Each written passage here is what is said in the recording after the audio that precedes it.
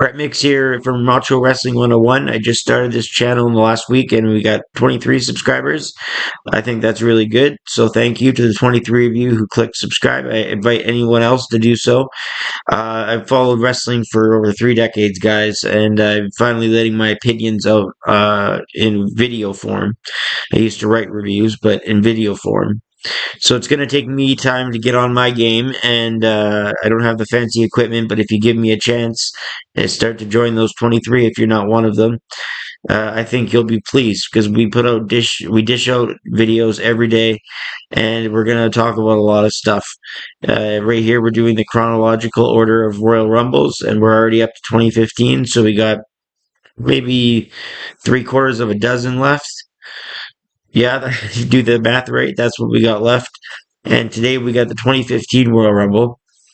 This was known for the Seth Rollins, Brock Lesnar, John Cena triple threat. I remember everybody on the internet going wild over this. I never saw the event live, so I remember everybody on the internet going crazy. Dave Meltzer rated it high. Everybody was throwing 4 stars, 4.5 stars at it. I rewatched it, and yeah, I'm in that group too. What will I give it? Well, I'll get to that in just a second. But first, we start out with the New Age Outlaws and the Ascension. The Ascension looked like a gimmick that was from yesteryear, which is kind of why I like them. Having a character is not everything in wrestling, but it's pretty much everything when you try to get over, because generic faces and heels don't get over with the crowd. If your name's Jim Smith and you come out with shorts in the ring and you start talking about how you want to be champion, it's hard to buy that. It's why Stunning Steve Austin never got over. You saw Stunning Steve Austin had talent. You saw there was something there. You saw he was a great mechanic, but you didn't see the attitude because his character wasn't there. So, anyways, my point is characters are everything. Look at who the Ascension are facing, the New Age Outlaws. They had to become characters themselves, and they eventually got over, because how many characters did Billy Gunn have before he got over? And Road Dogg. They had to go back to being the Outlaws because even their characters they tried after that didn't get the same kind of pop. So, anyways, the Outlaws win this match in about 5 minutes. Did I say the Outlaws? I meant the Ascension wins this match over the Outlaws in about 5 minutes. I'd give it about a star and a half. The effort was there, but there's not enough substance. The second match was The Miz and Mizdow, taking on the Usos, and this one got double the length of the opener, rightfully so. We got about 9 minutes 57 seconds. It was pretty much like a handicap match the entire time because Mizdow had to be told to stay on the apron by The Miz. The Miz wanted to do this all alone, but he ended up getting double teamed by the Usos. So that was a big problem for The Miz. There'd be a tag team match following this match with the Divas that I'm thinking about skipping, but as I look at my notes here, no, I'll get to that in just a second. But yeah, I'll rate the Miz and Mizdow tag team match 2.5 stars. Uh, it was the fans were into it. It was better than a TV match. Uh, yeah, I'm just checking my notes to see if there's anything else I said about this match. And no, that's pretty much it. The Mizdow gimmick was awesome. I just wanted to point that. It was really over with the Philadelphia crowd. Philadelphia is one of those smart cities like New York City, Chicago. Vince really listens to them. If only he listened to them during the main event. We'll get to that, though. The Bella Twins, Brie and Nikki versus Natalya and Paige. They gave this 8 minutes and 5 seconds. Natalya carried the Bellas here. The Bellas ended up winning. And I'll give a star for Natalya, just for Natalya. Not much action to really go over, but the next match is different. That's Lesnar with Heyman, the defending WWE champion, the monster heel, against John Cena and against Seth Rollins in a triple threat. Rollins had his authority buddies, Joey Mercury and Jamie Noble, there too. J&J, as they're called, they tried to interfere in this match, but Lesnar kept hitting suplexes after suplexes. The fans were into this beast Lesnar. I mean, he had just beat The Undertaker's winning streak earlier in the year. So Lesnar was over with the crowd, to say the least. Uh, They made him such a dominant heel when he came back, and it's perfect because how they booked him against John Cena. They were willing to say, "Hey, John, our guy is John Cena, and we're gonna get him the shit kicked out of him the entire match at SummerSlam." I believe that was SummerSlam 2013, if not 24. I believe it was 2013. This match went everywhere. It was crazy. The sequences, the triple threat sequences, the singles sequences that went outside the ring, to the barricade, to the steps, to the crowd.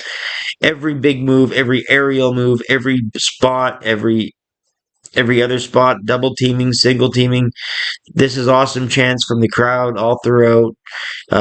You had J&J keep running into the ring to try and put Rollins over Cena, but every time Lesnar laid Cena out, and Lesnar kept running in, and whenever Lesnar was out, Rollins and Cena had excellent chemistry. Uh, Cole said that Lesnar had at least a broken rib after all of the punishment. There's the AA by Cena. Rollins hit an enziguri to the back of the neck, and then he went for the curb stomp on Lesnar and got a 2 count.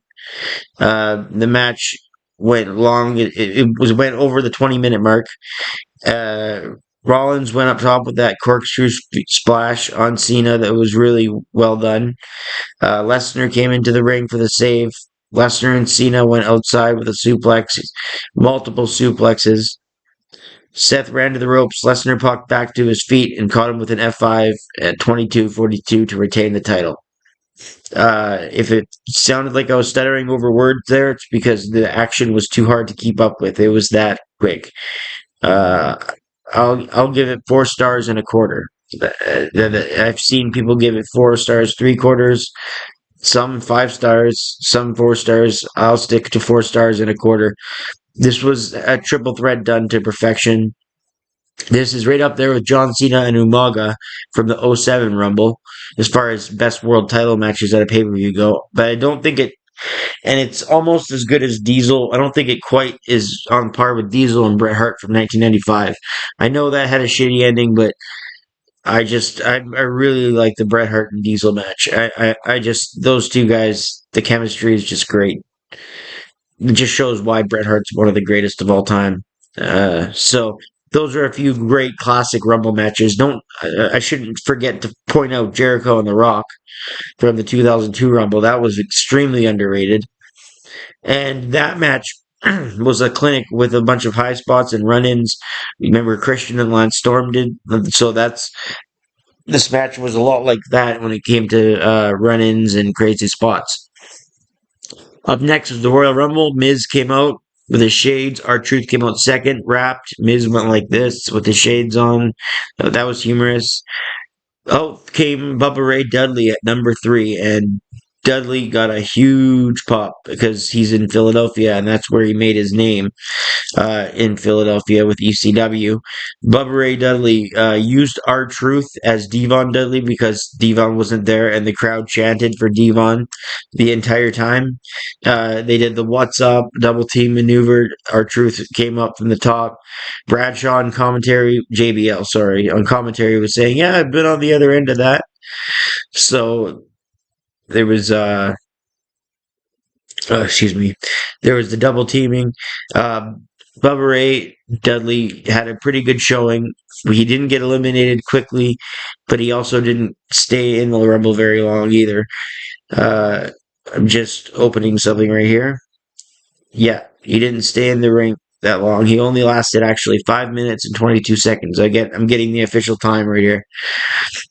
Luke Harper and Bray Wyatt were the two entrants after that, and Bray Wyatt started what was a 47-minute and 29-second run in the Royal Rumble. Bray Wyatt ended up with 7 eliminations in this match, and I believe that is more than anyone. Yes, that is more than anyone. 2 other men had 6, Rusev and Roman Reigns, but Bray Wyatt ended up with 7, but that's kind of skipping ahead. Eric Rowan, Luke Harper, and Bray Wyatt came out all consecutively. 4, 5, and 6. Luck of the draw, right? Then the Boogeyman came out, and the Boogeyman, this whole spot was just for the Boogeyman to get fed to Bray Wyatt. Uh, Bray Wyatt did his upside down look and whatnot, but this spot was just to get fed to them. Um, Bray Wyatt stood alone in that ring. Bray Wyatt was standing alone in that ring for a number of times. How the crowd, the buzzer would go off. He just kept waiting on opponent after person after person, sort of like Stone Cold in the '97 Rumble, sort of like Diesel in the '94 Rumble, sort of like Ric Flair in the '92 Rumble. There's too many examples. It's the typical come out next spot. CM Punk in the 2010 Royal Rumble when he went on the microphone. Uh, And then, so after the Wyatt family and Boogeyman came out, Sin Cara came out at 8 to no reaction at all. I've never heard the. I've rewatched all these Rumbles. I can't remember. David Otunga got a couple of these in the last two Rumbles where the crowd didn't say anything when the music hit. Sin Cara, the crowd, you could hear a pin drop. It was the deadest I've seen the crowd. If Snitsky was here, he would have said the crowd was more dead than Lita's baby. It's just an inside joke. Hopefully nobody takes offense to that. That's just a wrestling joke. Nonetheless, I think I put this channel not on for kids, so why am I apologizing? Nonetheless, Daniel Bryan came out at number 10, and to think that after last year's debacle, that Daniel Bryan would only last 10 minutes and he would get eliminated halfway through the Rumble. No, it didn't work. It was foolish. Absolutely foolish. Tyson Kidd, Fandango, Stardust, DDP was a big surprise. Rusev, Goldust, Kofi Kingston, Adam Rose. Roman Reigns was booed when he came down. Reigns spent 27-29 in this Rumble. Big E, Damian Mizdow, who got a pop. Jack Swagger, Ryback, Kane came out. Kane set the record for most eliminations ever with when he had 4 in this run during this match, but in total eliminations, it was over 40 something. I think 41. Dean Ambrose came out. The fans chanted, "Let's go, Ambrose." Titus came out. Bad News Barrett, Cesaro, Big Show, and Dolph Ziggler was 30 to a good pop. Dolph came out to a good pop. In the end, it was Big Show and Kane who joined forces and started eliminating everyone. They eliminated Dolph Ziggler. Then together with their teamwork, then they eliminated Dean Ambrose. As Dean Ambrose and Ziggler looked like corpses when they were getting thrown out. Roman Reigns stayed in there with Kane and the Big Show the last 3. Well, as it appeared to be the last 3. And Kane and Big Show started to go at it, and Roman came from behind and eliminated both. So Roman was the winner, right?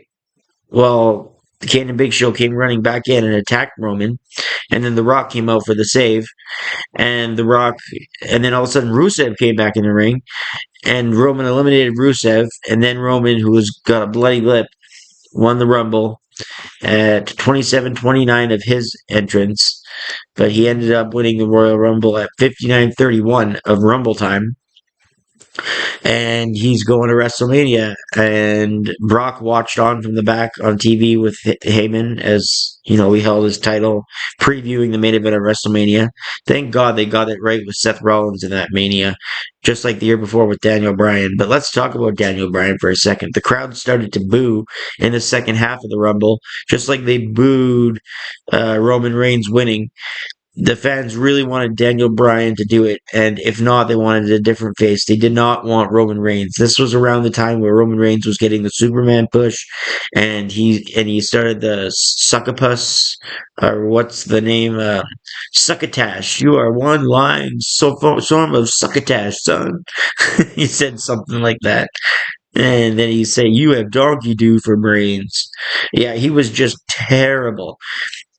I kind of have some sympathy for him though, because I'm talking on the mic. I'm talking into the microphone here, and it's hard not to stumble on words actually. So cutting a promo for the WWE, that it must be harder than it looks, because I think of myself as a pretty good talker and doing these reviews. I don't know if I'm crisp, but I'll get better as it goes. Anyways, I rate the Royal Rumble match. If we take all the booing away and Daniel Bryan being eliminated, I rate the Rumble match 3.5 stars because I enjoyed it. I thought it was great, other than those moments. So the Royal Rumble with the main event being the triple threat match that was awesome with Rollins, Lesnar, and Cena. All that together is 6.5 out of 10. All of the other stuff can be forgot about. And that's this year's Royal Rumble. So if you like these Royal Rumble reviews and you want to see more videos, anything, please click the subscribe button. You can like and leave a comment. That would help me out, and I would appreciate it very much. And we'll see you in the next Royal Rumble review, and hopefully for other videos as well. I'm Brett Mix. This is Macho Wrestling 101, and I am out.